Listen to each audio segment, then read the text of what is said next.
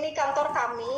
Kantor kami mungkin kalau seperti Pak Adnan, ini daerah kekuasaannya sering lewat ke sini. Lewat di Jalan Basuki Rahmat, Kota Samarinda ya. Bapak Ibu yang ada di provinsi lain, kalau misalnya ada main ke Samarinda, silahkan mampir ya ke Balai Guru Penggerak Provinsi Kalimantan Timur. Sebelumnya adalah kantor BP PAUD Dikmas Kota Samarinda.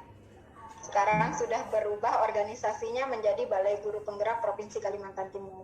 Nah, jadi Bapak Ibu, kenapa ada Balai Guru Penggerak di setiap provinsi ya? Karena memang data tahun 2020 itu kita ada 3 juta guru Bapak Ibu. 3 juta guru yang seharusnya mendapatkan akses, mendapatkan haknya untuk ditingkatkan kompetensinya. Melalui apa? Salah satunya melalui pelatihan. Namun data tahun 2019 menunjukkan bahwa cakupan pelatihan yang tercover itu baru sekitar 19%.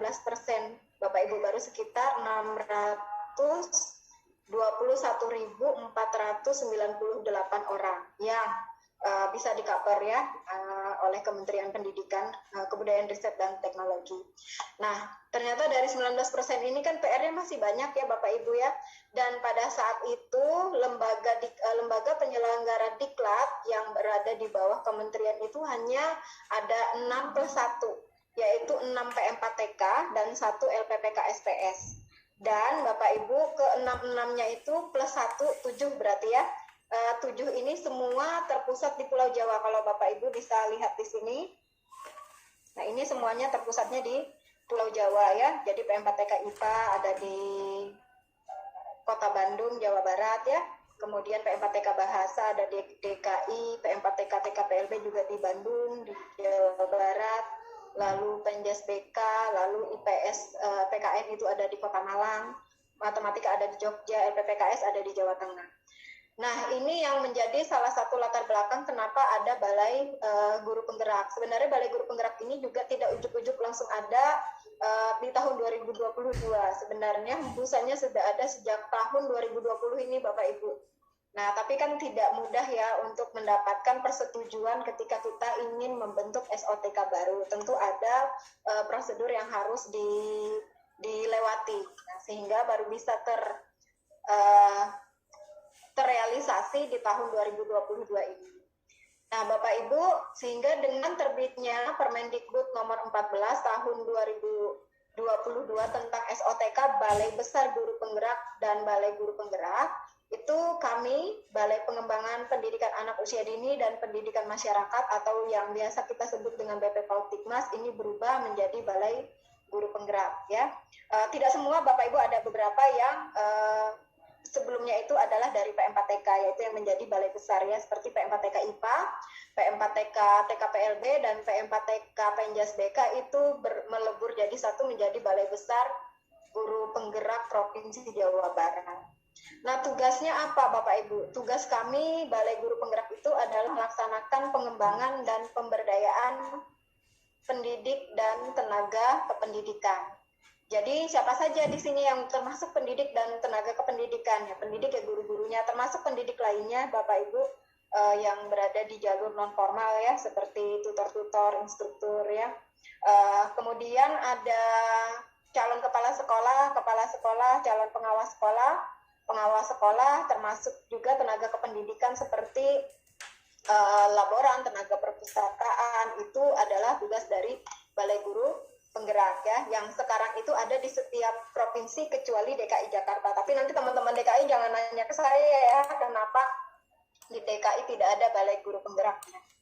Nah, fungsinya ada 8 Bapak Ibu, ada 8. Yang membedakan antara Balai Besar Guru Penggerak dengan Balai Guru Penggerak adalah di salah satu fungsi, yaitu pengembangan media Bapak Ibu. Di kami, di Balai Guru Penggerak itu tidak ada fungsi pengembangan media, tetapi di Balai Besar Guru Penggerak itu ada pengembangan media. Jadi selain itu kita fungsinya sama-sama, tugas dan fungsinya sama. Nah, terkait dengan tugas dan fungsi tadi Bapak Ibu, Balai Guru Penggerak juga mengawal, memastikan 3 program prioritas Kemdikbudristek itu berjalan ya. yaitu mulai dari program sekolah penggerak, program guru penggerak, dan implementasi kurikulum merdeka. Nah, kalau program sekolah penggerak kan untuk teman-teman di Diksi, itu kan disebutnya SMKPK ya, pusat keunggulan yang langsung memang di bawah teman-teman dari vokasi ya, langsung dikelola oleh teman-teman dari Direktorat Vokasi. Nah, kalau di sekolah penggerak, sekolah penggerak mulai dari jenjang PAUD, kemudian jenjang dasar dan menengah khusus SMA-nya itu kan disebut sebagai sekolah penggerak dulu. Provinsi Kaltim itu diwalii oleh PM4TK Bahasa, langsung oleh Balai Guru Penggerak di masing-masing provinsi. Termasuk juga program guru penggerak. Sebelumnya Kaltim itu dikelola oleh PM4TK IPA. Nah, sekarang sudah ke Balai Guru Penggerak di masing-masing provinsi. Nah, termasuk yang sekarang sedang kita bahas, Bapak Ibu, implementasi kurikulum merdeka. Nah, implementasi kurikulum merdeka ini kan Bapak Ibu seperti yang kita ketahui, ini tidak menjadi kewajiban bagi satuan pendidikan ya, tetapi melihat kesiapan dari satuan pendidikan tersebut. Dalam rangka apa? Dalam rangka pemulihan pembelajaran. Nah, kita kan di tahun 2022 ini Bapak Ibu diberi kesempatan untuk memulihkan pembelajaran ya, dari 2022 sampai dengan tahun 2024. Masa kita untuk memulihkan pembelajaran. Silahkan ingin memulihkan pembelajaran dengan cara apa? Apakah dengan cara menggunakan tetap kurikulum 13, silahkan. Ingin tetap menggunakan kurikulum darurat, silahkan. Atau ingin ikut menggunakan kurikulum yang telah diimplementasikan di sekolah penggerak atau SMKPK. Nah, sehingga Kementerian Maret sampai dengan April kemarin membuka ya pendaftaran kepada sekolah-sekolah, silahkan yang ingin mengimplementasikan kurikulum merdeka mendaftar.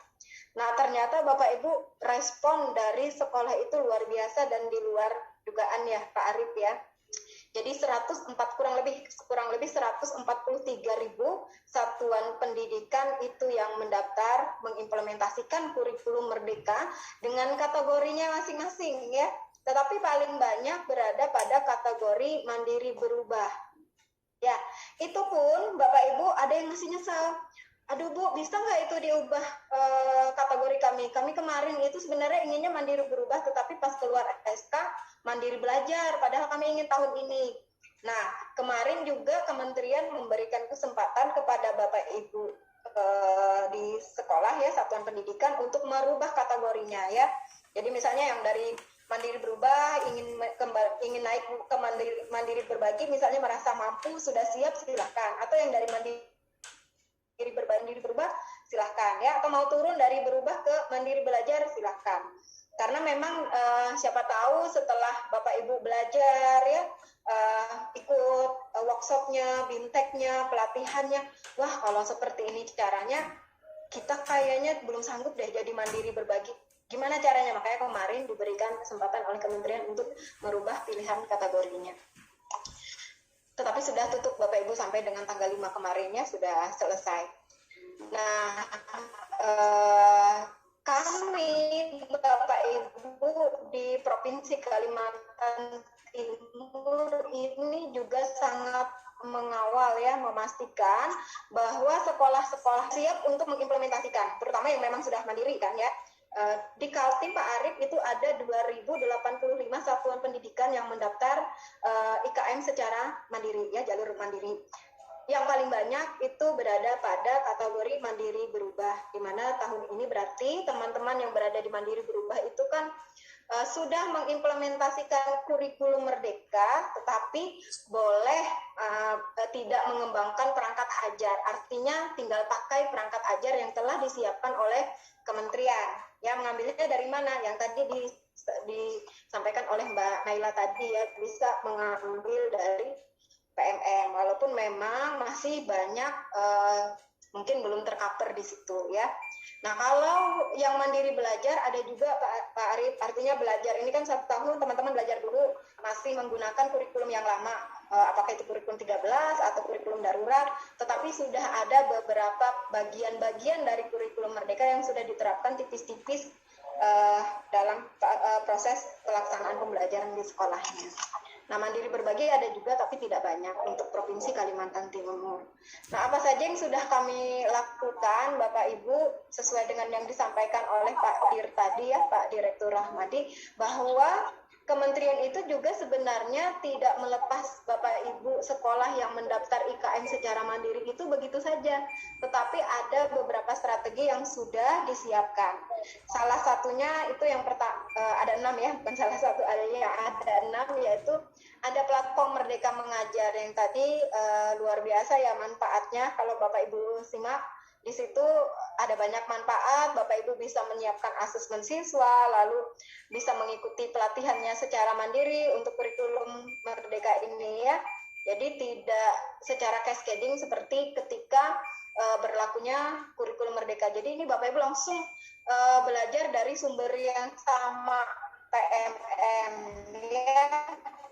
Narasumbernya pun sama, yang ngomong ya itu juga. Kalau Bapak Ibu balik lagi ya tetap di video ya beliau. Ada seri webinar yang dilakukan oleh kementerian, yang dilakukan oleh UPT ya Bapak Ibu ya. Akan lebih bagus Bapak Ibu ketika ingin memahami kurikulum Merdeka ini melalui komunitas belajarnya ya.